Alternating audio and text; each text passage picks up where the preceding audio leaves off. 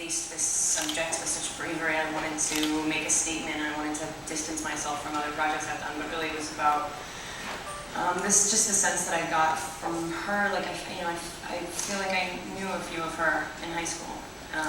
Those girls that walk around looking like they've got something inside of them, something really heavy, looking like they've swallowed a ton of bricks. And I was like proud of her. You get to the end of the script and you're like, she overcomes a lot and learns a lot, and is a really fairly simple girl that becomes a very different person by the end. I met this guy. We got together and talked about what we could do with it, and I hadn't worked in a good 2 years, and I wanted something that scared me. I wanted something that I could really jump into head first, and that was it.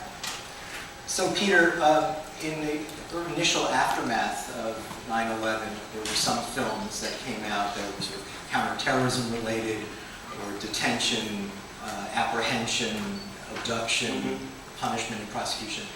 And many of those films, people didn't respond to them initially, in the mid-2000s. And some people thought it was too new after 9/11 to have this kind of material. And then some people objected because they said, well, these films are not very sympathetic to the United States and the way it's conducting this war. Now we're living in a new era, post-Homeland, post-Zero Dark 30, another film we're showing actually at this film festival.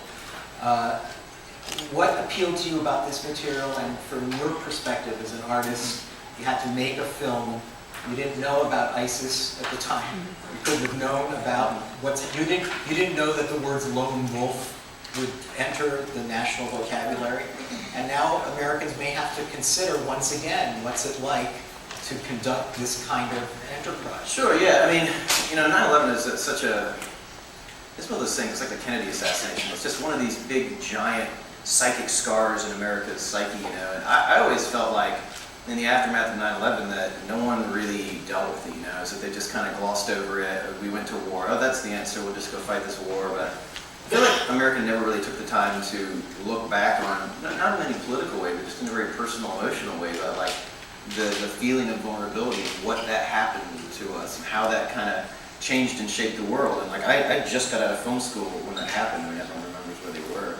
And to me, it created this really interesting dynamic which still exists between the Middle East and the West and America, And it's such a strange dichotomy. I don't know why it's so antagonistic, but it has been.